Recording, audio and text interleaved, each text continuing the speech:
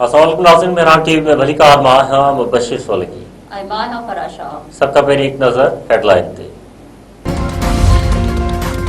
Iran हरमज़ वारो सामुंडी लंघ ॿीहर बंदि करे छॾियो। ईरान ईंदड़ वेंदड़ जहाज़नि जे आमदरफ़्त पूरी आज़ादी सां बहाल करण जो मुतालबो। पाकिस्तान इनक़लाब चयो आहे त अमेरिका ईरान खां ईंदड़ वेंदड़ जहाज़नि जी आमदरफ़्त खे पूरी आज़ादी सां बहाल करे जेसीं ताईं नाकाबंदी ख़त्म न थींदी आबनाई हरमज़ जी निगरानी सख़्त कई वेंदी। हिन वक़्त बि आबनाई हरमज़ लंघ जो कंट्रोल ईरान जे हथ में आहे। अमरीकी सदर डोनाल्ड ट्रंप चयो आहे त ईरान जे हवाले सां सुठी ख़बर आहे, सुभाणे को सरप्राइज़ थी सघे थो। ईरान खे कंहिं बि सूरत में एटमी हथियार हासिल करण न ॾींदासीं। मुआहिदो न थियो त ईरानी बंदरगाहनि ते पाबंदी बरक़रार रहंदी। परॾेही ख़ाबिर इदारे मुताबिक़ अमरीकी सदर वधीक चयो आहे त सुभाणे हिकु सुठी ऐं ज़हीन शख़्सियत व्हाइट हाउस अची रही आहे। सुभाणे सुबुह जो हिकु गैर मामूली न्यूज़ कॉन्फ्रेंस कंदासीं। ईरान जे सुप्रीम लीडर मुश्तबा खामनाई चयो आहे त ईरानी बहरिया दुश्मन खे नई ऐं तल्ख़ शिकस्त ॾियण लाइ मुकमल तयार आहे। ईरानी फ़ौज जी नाकाबंदी गैर क़ानूनी आहे। ईरान जो दिफ़ा पूरी ख़िते लाइ आहे। ईरान जे नायब परॾेही वज़ीर सईद ख़तीबज़ादा चयो आहे त अमरीकी सदर जो मुआहिदो न करण जी सूरत में फ़ौजी कार्रवाई वारो बयान तकरारी आहे। ट्रंप जे उन ॻाल्हि जो छा मतिलबु आहे त अमरीकी अवाम फ़ैसिलो कंदी। असां पंहिंजी जंग उन वक़्त ताईं जारी रखंदासीं जेसिताईं आख़िरी ईरानी फ़ौजी ज़िंदा आहे। अमेरिका ईरान विच में ॻाल्हियुनि जो ॿियो दौर सूमर ते पाकिस्तान में थियण जो इम्कान। अमरीकी टीवी ईरान जे हवाले सां दावा करे छॾी। अमरीकी टीवी मुताबिक़ अमरीका ॻाल्हियुनि जे हवाले सां शेडोल जी अञा ताईं तस्दीक नाहे कई।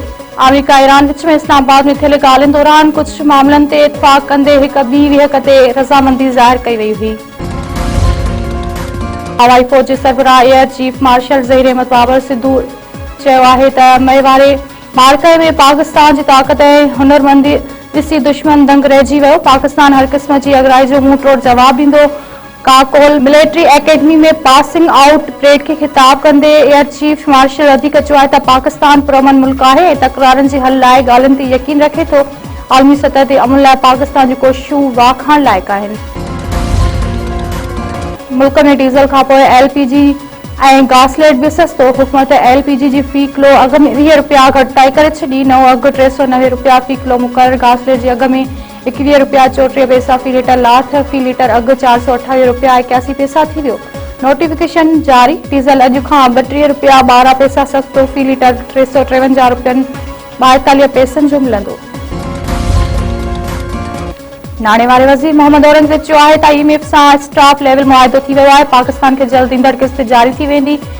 S&P ग्लोबल रेटिंग्स जे नुमाइंदनि सां मुलाक़ात में ॻाल्हाईंदे नाणे वारे वज़ीर वधीक चयो आहे त पाकिस्तान हलंदड़ महीने 1.4 अरब डॉलर जो यूरो बॉन्ड कामयाबी सां अदा कयो आहे। सऊदी अरब 3 अरब डॉलर जे इज़ाफ़ी माली मदद जी ख़ातिरी कराई आहे। टंडो बस्ती में कारे इल्ज़ाम हेठि सरेआम बेदर्दी सां क़तल थियल रुबीना चांडियो वारो केस डिप्टी कमिश्नर खैरपुर जांच कमेटी जोड़े छॾी। कमेटी में रेवेन्यू, पुलिस, सिहत, वुमेन डेवलपमेंट, ह्यूमन राइट्स ऐं सोशल वेलफेयर